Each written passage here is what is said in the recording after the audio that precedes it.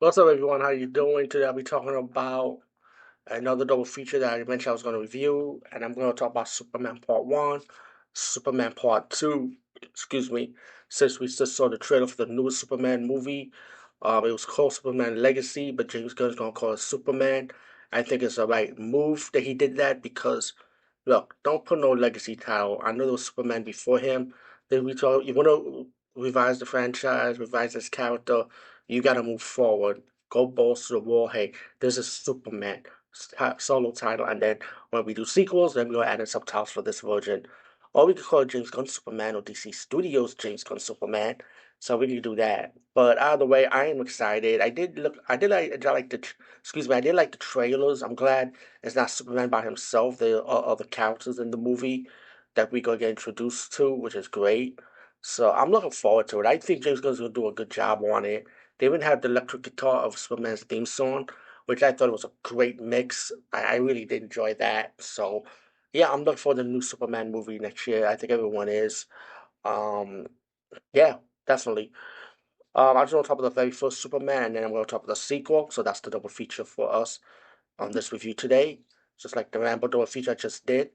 Superman 1, very epic, just like the comic books. His home planet Krypton got destroyed. His parents put him in a little ship, rock ship like, and he gets sent to Earth. His adopted parents found him in the rock. They raised him. You see him like a young man and a young adult, and he realizes he got superpowers. And then he goes to Metropolis and becomes a reporter, Clark Kent, of course. And every time he sees trouble, he becomes Superman. Meanwhile, he has a villain in this movie, of course, which is Lex Luthor. Gene Hackman played a great job as Lex Luthor. He kind of give you like the red old school Lex Luthor vibe of the regular. I mean, I grew up with the Superman reprints of the first issue. Of course, I wasn't born yet, but I did grow up with the reprints of those comic books. So I feel Gene Hackman's Lex Luthor was really good. It kind of reminds me of the Lex Luthor. If you read the comics of how that character, Lex Luthor character is, you can tell he has that same vibe. And pretty much Lex Luthor is all about property, gaining world control. Like he wants to control everything, and Superman wants to stop him. It was just epic. It was so story based, but it had action moments too.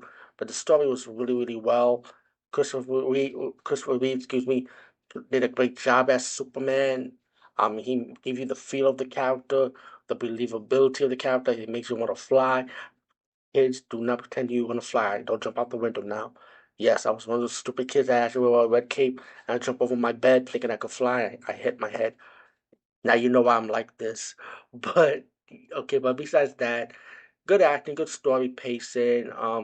Even that scene when Lex Luthor got the kryptonite and he wrapped it around Superman's neck. Oh, was it his female henchman that did it? I forgot. I apologize. But he got weak, and then Superman was able to overcome it. But all in all, and they gave it to you a nice ending, how epic, how we captured Lex Luthor and sent his ass to jail, which I thought was great. It was a wonderful ending, how Superman gave him that smirk, and he gave him that smart remark, teaching Lex Luthor a lesson. Yeah, you don't be too much of a wise ass, pretty much. But anyway, now we get to Superman 2. Let's fast forward. And this is like the prelude from the beginning of the movie about those three criminals, and they were sent to the I think it was the Phantom Zone, if I'm corrected. It's been a long time we read the Superman comic books, so forgive me, guys and gals. And the three criminals was able to escape from the glass imprisonment, and they go to planet Earth, and they realize they got the same powers as Superman. How they can do heat vision, blowing, super strength.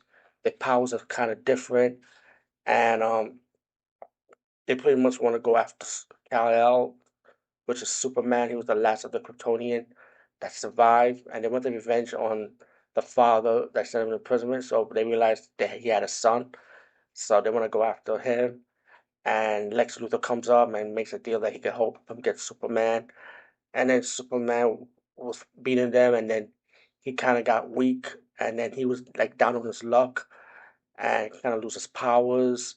And then later on, Superman was able to overcome it and kind of like when he went to his home base with the three criminals later on in the movie, he kind of like tricks them So then Superman ended up getting his powers back, and Lex Luthor was a jackass again, being a wise ass, fooling himself, because Superman knows how he is, and again, I mean, Superman was able to defeat the three criminals, the three superhero criminals, which was great, of course. And I did see this version, and I did see the other version, the Donna's cut, I think they will call it. They call it. I like both versions anyway. But I do like Superman 2. I did enjoyed it. I know I heard a lot of people didn't like it, which I was surprised to hear about that after later on. But I like Superman 2. I wasn't bored with it. As for the other Superman sequels that came after that, Superman 3 and 4 with Christopher Reeve, I enjoyed those two, but I enjoyed 1 and 2 even more in my opinion. So Superman 1 and 2, and of course the other two Superman after this one, check it out. Highly recommend it. Over and out.